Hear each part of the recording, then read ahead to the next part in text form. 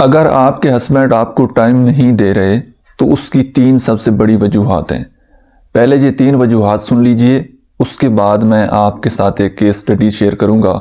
एक केस मेरे पास आया, उसको मैंने कैसे डील किया और उनका रिलेशनशिप बेहतर हो गया, वो एंड पर मैं आपको स्टोरी बताता हूँ। देखिए, सबसे पहली रीज़न ये होती है कि जब आपके हस्बैंड आपको टाइम नहीं दे रहे होते, आपको इग्नोर कर रहे होते हैं, घर में आते हैं तो मोबाइल फ़ोन में लग जाते हैं या फिर बाहर दोस्तों के साथ चले जाते हैं, घर में आते हैं तो सो जाते हैं, उनका मूड ऑफ होता है, कोई बात पूछें तो वो सही से जवाब नहीं देते, खामोश हो जाते हैं या कभी कभी हद से ज़्यादा गुस्सा करने लग जाते हैं। तो ये सब कुछ क्या है? इसके पीछे ना तीन सबसे बड़ी बेसिक रीज़न है। सबसे पहली रीज़न तो ये है कि वो बंदा जहाँ पर जो भी उसकी जॉब है या उसका बिजनेस है, उस बंदे को इस चीज़ को बैलेंस करना नहीं आ रहा, जिसको वर्क लाइफ बैलेंस कहते हैं, कि वो वहाँ का डिप्रेशन, वहाँ का गुस्सा वो सारा घर में ले आता है। उस बंदे को ये बात समझ में नहीं आती कि वो मेरा ऑफिस वर्क है, वो ऑफिस की टेंशन है, ऑफिस के काम हैं, ऑफिस के मामलात हैं, बॉस के ऊपर गुस्सा है, उसके बाद अपने कंपटीटर के साथ कोई उनका मामलात चल रहे हैं, तो वो चीज़ें वहाँ पर हैं, वो कंपटीशन, वो डिप्रेशन, वो वहीं पर रह गए। घर में आ गए तो अब ये मेरी फैमिली लाइफ है, फैमिली लाइफ को डील करने का, फैमिली लाइफ के साथ चलने का, फैमिली लाइफ को मैनेज करने का एक अलग तरीक़ाकार है। लेकिन जब ये दोनों चीज़ें मिक्स हो जाती हैं ना, जहाँ पर आप काम करते हैं वहाँ का गुस्सा, वहाँ की टेंशन घर ले आते हैं, या घर की टेंशन, घर का डिप्रेशन वहाँ पर ले जाते हैं ना, तो आपकी लाइफ इनबैलेंस हो जाती है। तो ये चीज़ हमें सीखने की ज़रूरत है कि जो जहाँ की टेंशन है ना, ऑफिस की टेंशन है वहीं छोड़ कर आएँ, घर की टेंशन है घर छोड़ कर जाएँ, जब दोबारा आएँ तो फिर घर की टेंशन घर में हल करें, ऑफिस की टेंशन ऑफिस में हल करें। तो कुछ लोगों को ये चीज़ मैनेज नहीं होती उनसे, जिसकी वजह से वो अक्सर व बेशतर इस तरह का बिहेव करते हैं कि जहाँ पर वो काम कर रहे होते हैं वहाँ पर काफ़ी ज़्यादा उनको चैलेंजेस का सामना होता है, बॉस की डांट सुननी होती है, या अपना बिजनेस है तो मतलब उसके हवाले से उनको कोई ना कोई टेंशन होती है, कोई लॉस हो रहा होता है या कोई बंदा तंग कर रहा होता है, किसी भी लिहाज से वो आते हैं तो वो उनका मूड ऑफ होता है और वो कोई बात सुनने को, कोई बात करने को तैयार नहीं होते। दूसरी सबसे बड़ी रीज़न जो कि बहुत ज़्यादा कॉमन है कि उस बंदे के साथ कोई साइकोलॉजिकली प्रॉब्लम हो सकता है। अक्सर व बेशतर लोगों के साथ साइकोलॉजिकली इश्यूज होते हैं, वो डिप्रेशन, एंजाइटी का शिकार होते हैं, ओसीडी का शिकार होते हैं, लेकिन उनको पता नहीं होता कि मेरा मूड किस वजह से ऑफ है। उनको एकदम गुस्सा आ जाता है, उनके साथ कोई मोहब्बत की बात की जाए तो उनका मूड ऑफ हो जाता है, वो वहाँ पर भी कोई रिएक्शन नहीं देते। कभी कभार आप अचानक देखेंगे कि बग़ैर किसी वजह के वो बंदा बहुत ज़्यादा खुश हो गया है, और देखते ही देखते कि आपको ये देखने को मिलेगा कि उस बंदे का मूड अब ऑफ हो चुका है। ठीक है, तो ये अक्सर और बेशतर लोगों के साथ ज़हनी बीमारियां होती हैं, जिनको वो अवेयरनेस नहीं होती उनको कि हमारे साथ कोई मसला है, कोई प्रॉब्लम है, कि हम इसका कोई प्रॉपर ट्रीटमेंट करवाएं ताकि हम ठीक हो जाएं। ठीक है, और वो बाज़ औक़ात लोग बहुत ज़्यादा ओवर थिंकिंग कर रहे होते हैं, एक ही बात को वो बार बार जो है वो सोच रहे होते हैं, जिसकी वजह से उनका दिमाग वहीं पर लगा होता है, तो उन्होंने एक अपनी ही दुनिया बसाई होती है। तो दूसरी सबसे बड़ी मेन रीज़न आपने ये देखनी है कि क्या आपका पार्टनर जो आपके हस्बैंड हैं, कहीं उनके साथ कोई ऐसा साइकोलॉजिकल इशू तो नहीं है। अगर साइकोलॉजिकल इशू है तो उसको आप उनका प्रॉपर ट्रीटमेंट करवाएं, क्योंकि मेंटल हेल्थ मोस्ट इम्पोर्टेंट चीज़ है। आपकी मेंटल हेल्थ ठीक है तो आपके रिलेशनशिप ठीक होंगे, ओवरऑल आप अपनी लाइफ में आगे ग्रो करेंगे। लेकिन जैसे ही आपकी मेंटल हेल्थ ख़राब होगी ना, आपकी ओवरऑल लाइफ, आपके रिलेशनशिप, आपका काम, आपका फोकस, हर चीज़ डिस्टर्ब हो जानी है। तो ये चीज़ आपने खुद एनालिसिस करनी है, आपने देखनी है। कोई मसला है तो फ़ौरन आप किसी साइकोलॉजिस्ट से, किसी कंसल्टेंट से ऑनलाइन आप हेल्प ले सकते हैं, आप उनका ट्रीटमेंट ज़रूर करवाएं। अब ये आपकी ज़िम्मेदारी है, जब आपको पता लग गया है एक बंदा तकलीफ़ में है, एक बंदा मुश्किल में है, तो अब उस बंदे को मुश्किल से निकालना वो आपकी ज़िम्मेदारी है, क्योंकि आपने अब अपनी सारी ज़िंदगी उनके साथ गुजारनी है। और अगर यहाँ पर आपने अपनी लेज़ीनेस का मुज़ाहरा किया, यहाँ पर सुस्ती का मुज़ाहरा किया, तो इन फ्यूचर आपको भी कोई ना कोई मसला हो सकता है। क्योंकि जो इंसान ज़हनी मरीज़ होता है ना, जिस इंसान के साथ कोई साइकोलॉजिकली इशू होता है, साइकोलॉजिकली प्रॉब्लम होता है, जो लोग उनके साथ रहते हैं ना चाहते हुए भी उनके ऊपर भी असर होना शुरू हो जाता है। ठीक है, तो फिर ऐसा ना हो कि आपकी मेंटल हेल्थ भी ख़राब हो जाए, आप दोनों एक जैसे हो जाएं। तो इसलिए आपको इस चीज़ को इग्नोर नहीं करना चाहिए। कुछ दिन के लिए बेशक महंगी शॉपिंग, अपने बाकी एक्सपेंसिव जितने भी हैं आप उनको रोक लें, लेकिन मेंटल हेल्थ के ऊपर आप लोगों ने कभी भी कोई कंप्रोमाइज़ नहीं करना। ये मोस्ट इंपॉर्टेंट चीज़ है। और तीसरे नंबर पर चीज़ आती है जो कि आजकल रिलेशनशिप में ऐसे होता है कि जब भी कुछ इस तरह की सिचुएशन होती है ना कि हस्बैंड टाइम नहीं देते या वो इग्नोर करते हैं, तो फट ख़वातीन की बात ज़हन में यही आती है कि ये कहीं किसी और जगह इन्वॉल्व है, और ये किसी हद तक बात दुरुस्त है।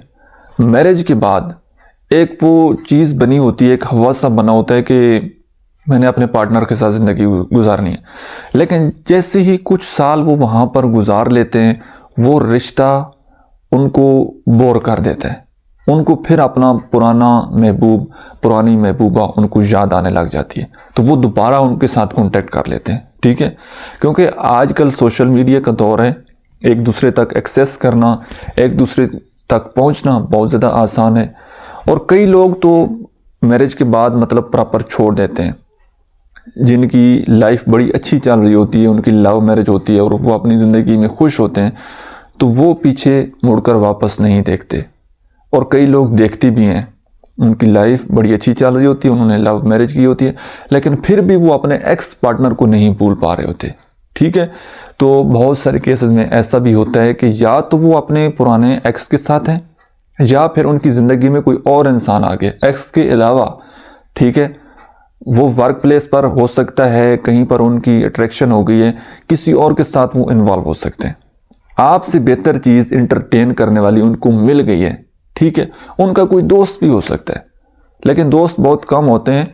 अमूमन जो है वो उनका कहीं ना कहीं कोई इस तरह का चक्कर चल रहा होता है, जिसकी वजह से वो अपनी फैमिली को इग्नोर कर देते हैं, अपनी फैमिली से वो दूर रहते हैं, फैमिली से जान छुड़ाने की कोशिश करते हैं, फैमिली के ऊपर ख़र्चा नहीं करते, फैमिली के लिए अच्छे खाने का बंदोबस्त नहीं करते, फैमिली के साथ टाइम स्पेंड नहीं करते।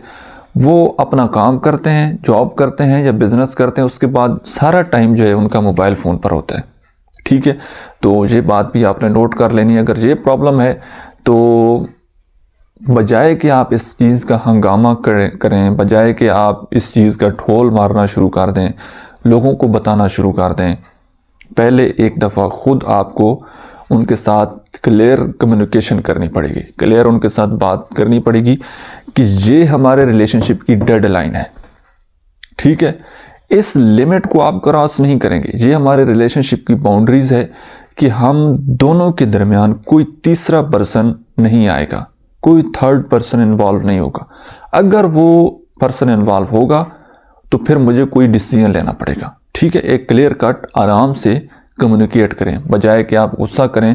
एक नॉर्मल तरीके से उनको समझाएं कि ये मेरी बाउंड्रीज हैं, ये मेरी लिमिट्स हैं। अगर आप इस चीज़ को ख़त्म नहीं करेंगे तो फिर मैंने स्टैंड लेना है, और फिर जो मेरा फैसला होगा वो बड़ा सख्त होगा। अगर वो बंदा रुक जाए तो अच्छी बात है, अमूमन लोग रुकते नहीं हैं, और अमूमन वाइफ ये गलती करती हैं कि वो बहुत ज़्यादा गुस्सा करती हैं, फिर जनाब उस बंदे के ऊपर शक करती हैं, उस बंदे को ट्रेस करती हैं, तो वो बंदा नित नए बहाने वो चीज़ें सोचता है कि अब मैंने अपने आप को सिक्योर कैसे करना है। ठीक है, तो बंदे की सिक्योरिटी आप नहीं कर सकते। एक दफ़ा आप बता दें, उसके बाद अगला मरहला क्या आता है कि फिर वहाँ पर आपको एक सख्त रिएक्शन देना पड़ेगा, जिसकी वजह से वो बंदा रुक जाए वहाँ से। अब मैं आपको एक छोटी सी स्टोरी बताता हूँ, एक केस स्टडी के तौर पर आपको बताता हूँ कि शायद कुछ लोगों का ये स्टोरी सुनकर ही उनका मसला हल हो जाए। मेरे पास एक खातून आई, उन्होंने ये गिला किया कि जी हमारी शादी को 6 साल हो गए हैं और मेरे हस्बैंड जो हैं वो मेरे साथ खुश नहीं हैं, वो मुझे टाइम नहीं देते, हमारे दरमियान बहुत ज़्यादा लड़ाइयाँ होती हैं, वो नाराज़ हो जाते हैं, वो जनाब मुझे गुड मॉर्निंग के मैसेजेस नहीं करते, वो मेरा हाल नहीं पूछते, वो बस आते हैं तो सो जाते हैं या मोबाइल यूज़ करने लग जाते हैं, लेकिन मुझे सही से टाइम नहीं देते। तो जब मैंने उस केस को डीपली देखा, उस केस की डिटेल्स में गए, तो ये बात सामने आई कि वो जो हैं उनकी सेकंड वाइफ हैं। उनकी ऑलरेडी एक फर्स्ट वाइफ थी, वहाँ से उनके बच्चे भी थे। वो अपने बच्चों के साथ डेफिनेटली बड़े खुश थे, बच्चों के साथ वो ज़्यादा टाइम स्पेंड करते थे। पहली वाइफ के साथ मतलब उनका ज़्यादा अटैचमेंट बन जानी थी, बच्चों मतलब बच्चे थे तो उनका टाइम वहाँ पर ज़्यादा गुजरना था। अब इनके यहाँ बच्चे नहीं थे, ये अकेली थी, और जैसे ही वो वहाँ जाते थे इनका हमेशा यही शिकवा, हमेशा यही रोना कि आप वहाँ टाइम ज़्यादा देते हैं, मुझे टाइम कम देते हैं। ठीक है, तो इस तरह के लड़ाई झगड़े चल रहे थे।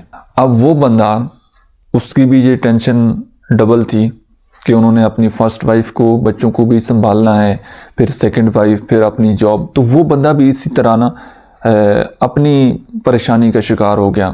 और सेकंड वाइफ की तरफ से उस बंदे को बहुत ज़्यादा परेशानी थी, क्योंकि ये किसी भी वक्त उस बंदे को कॉल कर देती थी, उसको मैसेजेस कर देती थी, इनकी लड़ाई हो जाती थी।